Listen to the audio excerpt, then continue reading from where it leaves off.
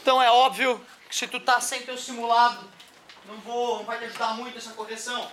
Outra coisa que me preocupa, eu avisei que isso ia acontecer. Quando me pediram para fazer a correção do simulado no apoio, eu falei, olha, vocês vão ter que ter paciência, porque eu vou ter que corrigir isso na sala depois de novo, para todos, certo? Por isso que eu sempre falo, o ideal do apoio é usar para ir além, como nós faremos, ao que tudo indica, nesta próxima quarta-feira, resolvendo questões do Enem que acabou de acontecer. Quando a gente faz uma coisa que vai ser feita na sala de aula, só justifica se a pessoa tiver uma dificuldade muito imensa que nem o vídeo consegue ajudar. Aí ela vem e pede, repete a mesma questão no apoio. Fora isso, o ideal é usar o apoio para ir além. Vamos que vamos! Simulado de matemática, sim. É a prova de matemática com os números trocados, sim, sim. Se um dado honesto é lançado 2 vezes e os resultados são anotados, determine a probabilidade de a soma dos resultados não ser igual a 6. O cara pode fazer a tabelinha e achar o número de somas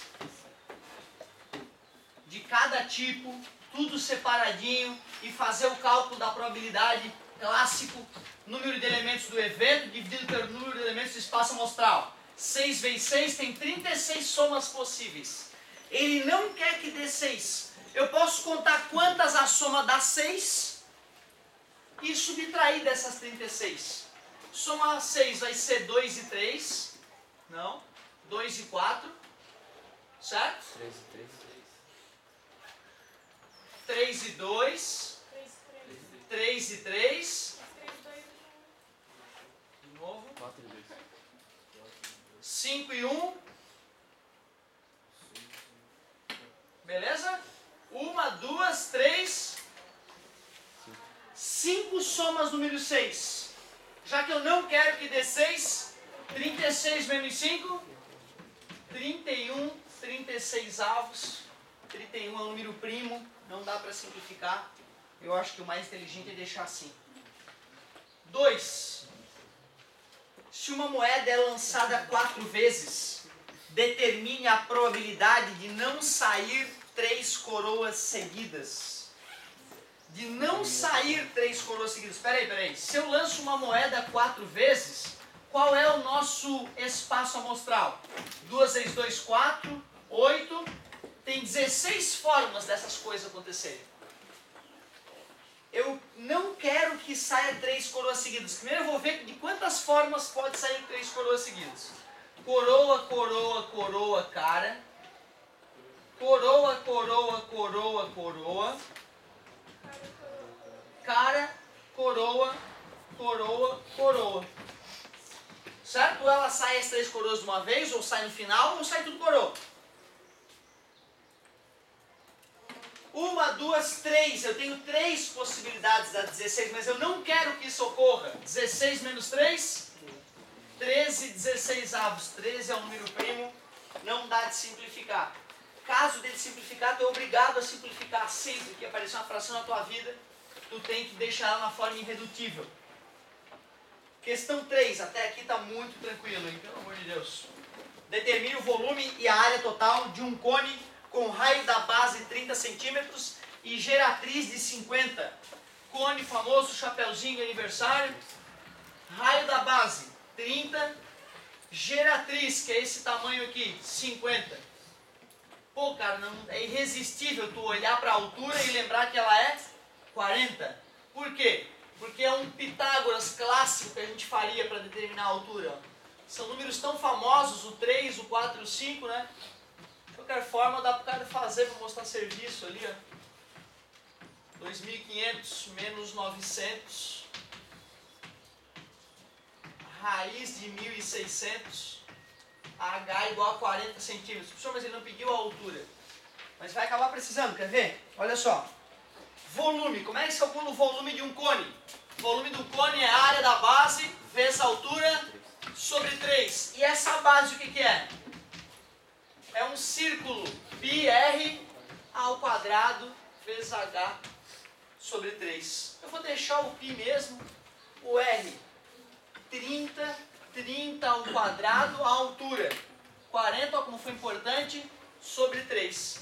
30 vezes 30 é 900, O 900 eu vou dividir por 3, vai dar 300.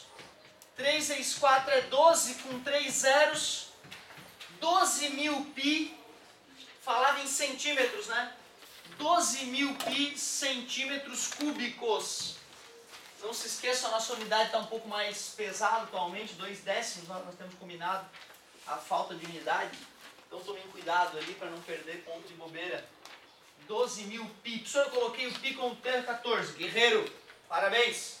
Mas eu não faria de forma alguma menos que a questão exigisse. Opa, ele pediu além do volume a área total. A área da base eu já tenho, tá vendo? Isso aqui que é a área da base, ó. Quanto é que deu a área da base? Deixa eu ver. Pi R ao quadrado. A área da base do cara ficou 900 pi. 900 pi centímetros quadrados, por se tratar de área. Falta calcular a área lateral.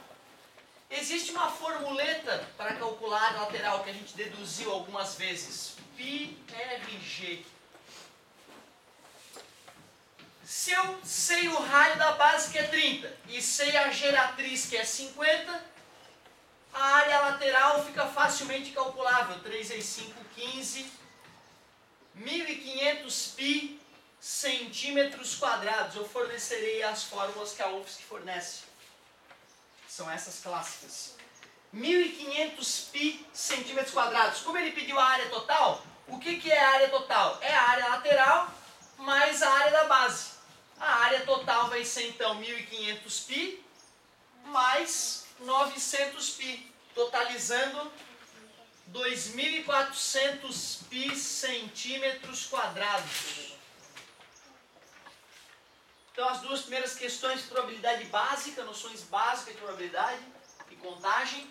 Questão 3, uma questão bem tranquila. Vai ser essa questão, os números serão trocados, não tem onde errar. Só se o cara vadiar demais e não treinar, e aí tu sabe o que eu penso nisso. Questão 4. Em uma certa instituição de ensino, a média anual para aprovação direta é 7. A média anual é calculada através da média ponderada entre as notas dos 3 trimestres, de forma que o primeiro trimestre tem peso 1, o segundo trimestre peso 2 e o terceiro trimestre tem peso 3. Não é igual ao nosso, mas parecido. Sabendo que Asdrubal tirou 2,5 no primeiro trimestre, 5 no segundo. Calcule a nota que Asdrubal deve obter no terceiro trimestre para aprovação direta. Essa aí, se o cara não souber fazer, chamaria muita atenção, porque geralmente, até o cara que é mais mambeme na matemática, nessa hora do ano, está fazendo as contas, né? Está fazendo as contas para ver quanto precisa tirar aqui ou acolá. Eu recomendo que faça as contas, a gente já te explicou como é que é a nossa forma de pensar. Então é bom tomar bastante cuidado. Outra coisa, não sei como é que vai ser a política da escola esse ano, mas uma coisa que está revolucionando, eu acho que vai revolucionar de maneira geral como é que as escolas lidam com isso, é a história do laudo, né? Mudou a maneira como é que a gente enxerga o laudo hoje. Porque existiam pais com laudo exigindo aprovação. Meu filho tem laudo, logo tem que ser aprovado, que é um absurdo, claro. Mas é o que estava acontecendo em função de um pai ter entrado na justiça e ter ganhado em primeira instância. Porém, na segunda instância o pai perdeu recentemente. E aí agora os colégios vão parar com essa frescura de por ter laudo ter que aprovar o aluno. Pelo amor de Deus, não tem nada a ver uma coisa com a outra. Né? Então eu tenho um laudo, eu vou ser doutor em mecânica quântica sem saber nada. Porque eu tenho um laudo. É isso, não faz o menor sentido, né? Não deixem isso acontecer com os filhos de vocês. Então cuidado, e óbvio, estou falando de laudo de tipo, eu tenho falta de atenção. Certo? Como eu tenho, como todo mundo tem. Certo? Não falta de atenção. E aí o cara vai lá e com isso, então, tá tirando notas terríveis e é aprovado. Certo? É disso que eu estou falando. Esse tipo de coisa, não sei se esse ano já vai mudar, mas para os próximos anos vai mudar. Um outro colégio de eu trabalho já mudou radicalmente. Certo? Os pais já foram avisados e já que não vai ter mais no conselho de classe passação de mão na cabeça porque o aluno tem um laudo e isso acaba o prejudicando enormemente. Vamos que vamos! É uma instituição de ensino. Como assim, cara? Média ponderada é como a gente sempre calculou aqui no Santa Catarina. Tu pega a nota do primeiro trimestre, multiplica pelo peso, pega a nota do segundo, multiplica pelo peso, pega a nota do terceiro, multiplica pelo peso e divide pela soma dos pesos. É isso que é média ponderada. Qual foi a nota que Asdrúbal tirou no primeiro trimestre? 3. E quanto que era o peso? 1. Qual é a nota que ele tirou no segundo? Desculpa, eu escutei 3 aí, então vamos lá. A média, blá, blá. De forma que sabemos que Asdrúbal tirou 2,5. 2,5. Mas e a nota do segundo? 5. Obrigado! Parabéns pela participação, galera. Muito bom dar aula aqui. Nota 3, peso. Yeah! Sobre a soma dos pesos. Olha que complexo. Isso. Quem estiver muito fora da casinha, 1 mais 2 mais 3. Qual é a média que Asdrúbal precisa? 7. Aí é só substituir. Matemática ultra mega básica. Porém, se tu não tentou, acredite, você vai errar na prova. 6 vezes 7, 42. 2,5 mais 10 mais 3 notas que o Asdrúbal precisa no terceiro. 12,5 passa para o outro lado, 42 menos 12,5, temos 3N3. Está multiplicando, passa? Passou dividindo. Nota do terceiro trimestre fica, tira 12 dá 30, tira mais meio, 29,5. Sobre 3, nota que Asdrúbal precisa, 29,5. Outra coisa que é importante, nessa última prova vai ter um monte de divisãozinha com vírgula. É a chance final, né, para o cara mostrar que se de repente estiver faltando ali, né, tiver com 6,9999, certo? Para o cara decidir se vai fazer um sofrer com uma recuperação final ou não. Às vezes é nesse momento que a gente sabe, o cara nem sabe dividir. Pelo amor de Deus. Pelo amor de Deus. Não sabe dividir, como assim, né? Iguala as casas, elimina a vírgula. Tu vê a falsa explicação da galera que não sabe dividir, o meu problema é a vírgula. Mentira, mentira. Iguala as casas, elimina a vírgula, que não sabe dividir. A vírgula, tu vê, é uma coisa tosca. Não muda nada. 9, né? 3 vezes 9, 27. E aí? 25, vírgula abaixo zero. 8, 3 vezes 8, 24. Sobra 10, abaixo zero. 3, 90, sobra 10. 3, 3, 3. 9,83 aproximadamente. Olha que beleza, ainda há salvação para Asdrúbal. Aqui como é que é o nosso peso aqui no colégio?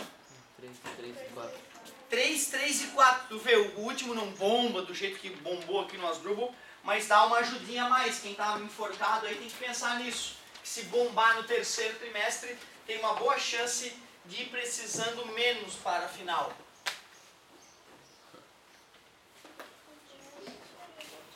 Questão 5. Determine o volume e a área total de uma pirâmide hexagonal regular com base de 20 centímetros e altura 15. Vou só esboçar pelo menos a cara da pirâmide hexagonal. Isso continuaria lá, ó. É essa a ideia. Isso pode ajudar bastante. Volume, de novo. Volume é a mesma coisa do cone. Área da base vezes a altura sobre 3, mas o aluno teria que olhar com carinho essa história aqui da base. Ó. O aluno teria que lembrar que um hexágono regular é formado de 6 triângulos equiláteros.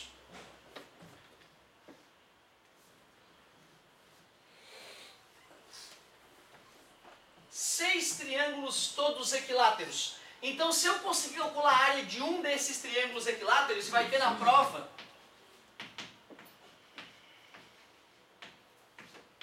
apesar de a gente ter deduzido 1 zilhão de vezes, como os vestibulares, né, os nossos principais vestibulares ainda têm fornecido algumas fórmulas. Como é 6 vezes isso, cara, então tu vê, ó, só isso, é multiplicar isso por 6. Ele alegou que a base da pirâmide era 20 e a altura dela era 15. Então tu vê, já que eu tenho que o ladinho ali da base é 20, eu já posso finalizar essa parte. 3 dividido por 2 em cima e embaixo, aqui fica 20 ao quadrado, raiz de 3. 20 vezes 20 é 400. dividido para 2, 200. 200 vezes 3, 600 raiz de 3 centímetros quadrados. 600 raiz de 3 centímetros quadrados. Agora que eu achei a área da base, eu vou completar. O volume vai ficar 600 raiz de 3. A altura da pirâmide, 15 sobre 3. 15 por 3 dá 5. 5 vezes 6, 30. 3.000 raiz de 3 centímetros cúbicos. É o volume desta pirâmide. Depois, ele quer a área total. A área da base eu já tenho. Só falta calcular a área de uma desses triângulos que compõem a face lateral. Se eu calcular a área de um desses, é só multiplicar por 6, eu vou ter toda a área lateral e aí eu somo com a área da base. Pera aí, deixa eu pensar. Isso aqui, o que eu estou marcando aqui, é a altura de um desses triângulos equiláteros aqui dentro do hexágono. Se eu precisar calcular a altura da face, também a chamada de apótema da pirâmide, é só fazer um Pitágoras. Então isso aqui é chamado de apótema da pirâmide. Eu vou ter que fazer um Pitágoras ali. Mas antes disso eu vou ter que achar a altura da face de um desses triângulos equiláteros. Pô, pra quem não lembra, né, cara, o triângulo equilátero, ele tem um lado aqui é 6, a altura dele aqui é H, formando 90 graus com a base, e para o triângulo ser equilátero, os ângulos internos são 60 graus. Portanto, fazendo apenas um seno de 60, é o cateto oposto, que é a altura, sobre a hipotenusa, que é o L. Então eu descubro que é raiz de 3 sobre 2 vezes L. É assim que se determina a altura de um triângulo equilátero. E depois, ó, se a gente quisesse calcular a forma da área, é base, que é L, vezes a altura, L raiz de 3 sobre 2, dividido por 2. Por isso que fica L ao quadrado, raiz de 3 sobre 4, como nós já fizemos várias vezes. Quanto é que era o ladinho mesmo? Era 20. 20 dividido por 2, 10 raiz de 3 centímetros. Agora eu vou poder calcular a área de um desses triângulos que compõem as faces laterais. Base vezes altura sobre 2, a área do triângulo. A base é o próprio 20. A altura eu acabei de calcular. 10 raiz de 3 sobre 2. 20 por 2 dá 10. 10 vezes 10, 100 raiz de 3 centímetros quadrados. Porém, são quantos triângulos compondo a área lateral? 6. Então é 6 vezes esse valor. Professor, Pois não. não tinha que fazer o Pitágoras para saber a apótema e ele que seria a altura? Óbvio. Eu calculei aquela altura ali, né? Eu queria calcular o apótema. Somente a galerinha do apoio sabe disso. Eu estava esperando eu parar de falar para me ajudar, com certeza, a voltar para o caminho certo. Jamais fariam isso por mal, né? Ver o professor errar por prazer. Mas tem uns comediantes que dizem que as crianças são seres humanos do mal. Ó, apótema ao quadrado é igual a H ao quadrado mais Hzão ao quadrado. Vou chamar esse aqui de Hzão, ó, e aquele ali de H galinha, de repente. Aí fica, o apótema da pirâmide ao quadrado é igual, o H galinha foi o que eu calculei, ó, que dá 10 raiz de 3 ao quadrado. E o Hzão foi fornecido, que é o 15. É isso agora? Eu acho que fechou, né? Apótema ao quadrado fica igual a 100 vezes 3 mais 225. O apótema ficaria a raiz quadrada de 300, 525. Como nós queríamos achar a área de um desses triângulos, ficaria área é base vezes altura sobre 2. A base é 20. A altura, na verdade, nesse caso, é o apótema, que ficou raiz de 225, a gente pode melhorar isso já na sequência, de 525, perdão, sobre 2. Então a área de um deles ficou 10 vezes 525, dá para dividir por 5, dá 105, que dividir por 5 dá 21, que dividir por 3, né, deve ter dividido por 3 no começo, 7 dá 3, por 3 dá 7. Então vai ficar 5 ao quadrado vezes 3 vezes 7. Sai o 5 ao quadrado da raiz, fica 5 raiz de 21. Então a área de um deles fica 50 raiz de 21 centímetros quadrados. Mas como são 6, a área lateral ficaria então 6 vezes esse valor. 50 raiz de 21. 6 vezes 5, 30. 300 raiz de 21 centímetros quadrados. Mas como ele queria a área total, eu vou ter que pegar a área lateral e somar com a área da base. A área total fica então 300 raiz de 21 mais 600 raiz de 3. O vestibular, às vezes, provocativamente, poderia colocar no lugar do raiz de 21, raiz de 7 vezes raiz de 3, só para colocar raiz de 3 em evidência, ou 300 raiz de 3, para tentar confundir o aluno ali no final. Isso seria bastante perigoso. Eu vou te falar, cara, que um aluno respondendo assim não teria problema nenhum. É a maneira como os vestibulares mais honestos e discursivos cobrariam. Respondendo dessa maneira mesmo. O 21 não dá para fatorar dentro da raiz, nem o 3. Então 300 raiz de 21 mais 600 raiz de 3. Engraçado, no apoio eu não lembro desses valores. Eu cometi o erro que eu ia cometer aqui.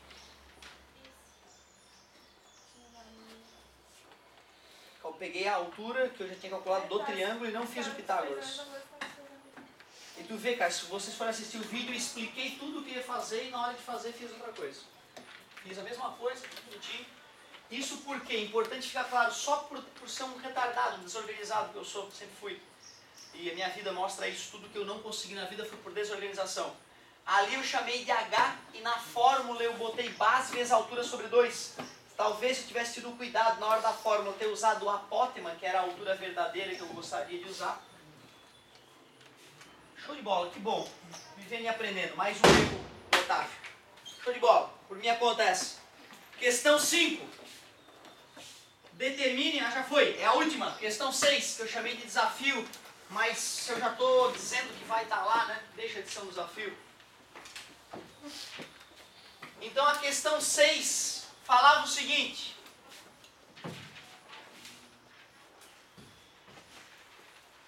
Em uma escola, há 3 turmas do segundo ano do ensino médio, totalizando 120 alunos. A média geral das turmas é 7. Sabendo-se que das turmas A, B e C, as médias das turmas A, B e C são respectivamente 6,5, 8 e 7,5, e que a turma B tem 20 alunos, determine o número de alunos da turma A e C.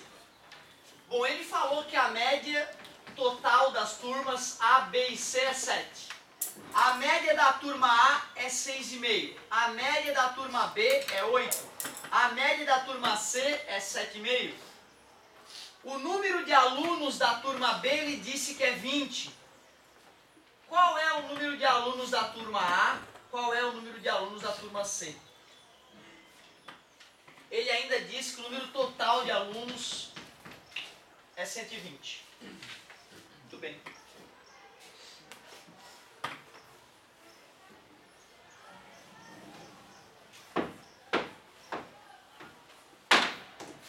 Pô, cara, o que é a média? Média é tu pegar a nota de um sujeito, pegar a nota do outro sujeito, e assim por diante. Pega a nota de outro sujeito, mais a do outro sujeito.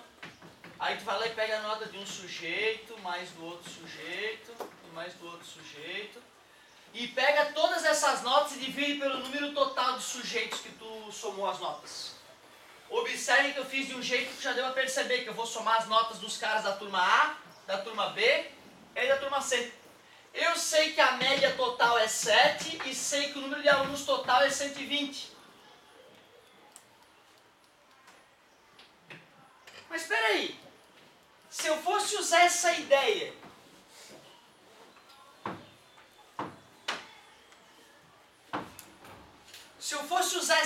separadamente em cada turma, seria assim, ó, a média da turma A é as notas dos alunos da turma A dividido pelo número de alunos da turma A. O que eu sei sobre isso? Eu sei que a média é 6,5, não sei essa soma, e também não sei quantos alunos tem na turma A. Se eu fosse fazer isso para a turma B, a média da turma B é 8, eu não sei a soma do número de alunos da turma B, mas sei que a turma B tem 20 alunos. Mesma coisa para a turma C.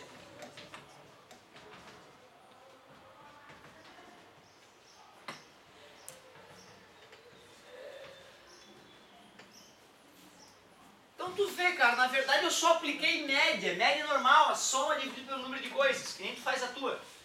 Da galera toda e de cada turma. Peraí. Isso aqui é a mesma coisa que isso aqui, né? Dá uma olhada. É o aluno 1 da turma A, mais a nota do aluno 2 da turma A, mais... É isso aqui, né? Tá dividindo, passa... Eu posso trocar isso aqui tudo por 6,5 NA, número de alunos da turma A. Da mesma forma, eu posso pegar isso aqui tudo, ó, que é a soma das notas dos alunos da turma B, e trocar por 20 vezes 8, que é 160. Eu posso pegar essa soma das notas dos alunos da turma C e trocar por 7,5 NC. Com essa equação, eu só ainda tenho duas incógnitas, mas como o total de alunos era 120 e a turma B tinha 20 alunos, eu sei que NA mais NC é 100. Duas equações, isola numa, substitui na outra. 120 está dividindo, passa para cá multiplicando. O 160 mais passa para cá menos. 6,5 NA mais 7,5 NC. 700 mais 140, 840 menos 160 é igual. Vou isolar a nota C, que vai ficar 100 menos NA. 6,5 número de alunos da turma A. 7,5 vezes, o que é o NC? É 100 menos NA. Tira 140, sobra 700, tira mais 20, 680 é igual 6,5 NA mais 750 menos 7,5 NA. Mais passar para cá menos 6,5 NA menos 7,5 NA é menos NA. Vai ficar menos 70 igual a menos NA, logo NA igual a 70 alunos. NA igual a 70 alunos. Botando 70 aqui, 100 menos 70, 30 alunos. 30 alunos. Que curioso. A turma com menos alunos deu a nota mais alta.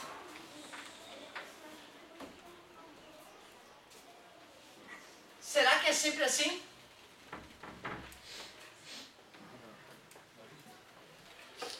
Será que é sempre assim? Depende dos alunos. Em São Paulo nós temos cursinhos, né, com 500 pessoas no auditório, todas mudas assistindo a aula. Não existe essa história de... Né, não faz sentido. Tu começa a conversar, os outros do lado vão te agredir verbalmente, se for necessário fisicamente. A coisa é punk lá, né, cara? A competição é muito maior. Mas na nossa região eu diria que sim. Cuidado! Procurem se informar quantos alunos terão no lugar onde tu vai estudar. Toma muito, muito cuidado. Outra, a gente acabou de estudar um pouquinho de estatística. Aí tu vai entender que as propagandas não fazem muito sentido. Né? Se tu tem um número maior de alunos, tu vai aprovar mais alunos, não tem jeito. Se tu tem um número maior de alunos, a chance de um daqueles ser expoente vai ser maior. Então toma cuidado, não precisas ficar onde não estás satisfeito, mas muito cuidado na hora de escolher. Uma escolha errada num terceirão aí meio do mal pode dar uma dor de cabeça terrível. Aí já tive tantos exemplos de alunos fantásticos que se perderam em terceirões que eles não tinham maturidade para curtir. Beleza, galerinha? Toma cuidado, hein? Olha quantos alunos vão ter na tua sala. Outra coisa que é legal, esses dias eu fiz uma questão do Enem e falava lá, comparava na questão de Enem o número de horas de estudo da galera com as notas a gente que fez junto, não foi? O número de horas de estudo relacionado com as notas de desempenho nos testes internacionais de qualidade de estudo. E a galera que vai melhor nesse estudo não é a galera que tem mais horas em sala de aula. Pelo contrário, acho que só é a Finlândia que está em primeiro e os caras que têm menos horas em sala de aula. Mostrando que a aula só confirma aquilo que eu sempre disse para vocês, né? A aula é uma merda. A aula não ensina nada. A aula deveria ser 10% e 90% exercício. Certo? E o nosso esquema é o contrário, né? E outra, esse esquema funcionaria perfeitamente se a galera realmente fizesse os exercícios para valer antes. Aí funcionaria perfeitamente. Como isso não acontece, a galera aprende mal, aprende pouco. Claro que dá para ser melhor que a galera do resto do mundo ainda, mas ainda ficamos aquém do que deveríamos para iniciar uma boa faculdade. Toma cuidado, meu querido, vê quantos alunos vão ter na tua sala. Verifica esse detalhezinho. Jamais ano que vem façam estudem de manhã e façam curso à noite ou à tarde. Jamais, tá? Para nascer o ser humano que consegue fazer esse tipo de jornada. Certo? Só se tu for um cara que dorme 3, 4 horas e está satisfeito, e mesmo dormindo 3, 4 horas tem aprendido e tirado notas boas nos últimos anos, caso contrário, tu não é esse ser humano. Porque eles lá no cursinho eles vão te vender, tá? Eles, galera, ó, agora vai começar o super noturno. E aí tu vai assistir mais aula e vai ter menos tempo para fazer exercício, vai pior no vestibular e vai gastar mais dinheiro. Só façam o terceirão normal de vocês e estudem em casa o resto, bunda na cadeira, muitas horas de estudo individual. Tem um monte de aluno meu que é fera, que é bom, está estudando de manhã num terceirão e à noite num semi-extensivo agora. Eles chegam zumbizados na aula, não estão aproveitando nada. Estão gastando dinheiro e vão pior. Eu tenho certeza que eles vão pior no vestibular do que se estivesse só fazendo um deles. Um deles apenas. Certo? Eu me achava o cara, achava que eu podia tudo, que eu podia aguentar. Quando fui fazer 2 faculdades, tomei uma entubada. Eu ia bem nas duas. Numa delas eu era o primeiro da turma. Só que não dormia direito, não tinha nem energia para ir pra balada direito, não vivi direito nesse meio ano que eu fiquei fazendo isso. Certo? Não faz o menor sentido. Tá, galerinha? Aula não é nada. Aula é a ponta do iceberg. Tu tem que fazer a revolução depois da aula, em casa, com muito sofrimento, fazendo exercícios. Beleza, galerinha? Toma cuidado com isso, pessoal. O mercado é cruel. Eles querem muito que tu gaste muita grana. Né? Inclusive as universidades particulares, que estão interessadas, de repente, da galera não ir muito bem na UFSC, algumas delas. Se bem que as vagas são limitadas, né? As vagas são limitadas, sempre haverá espaço para todos.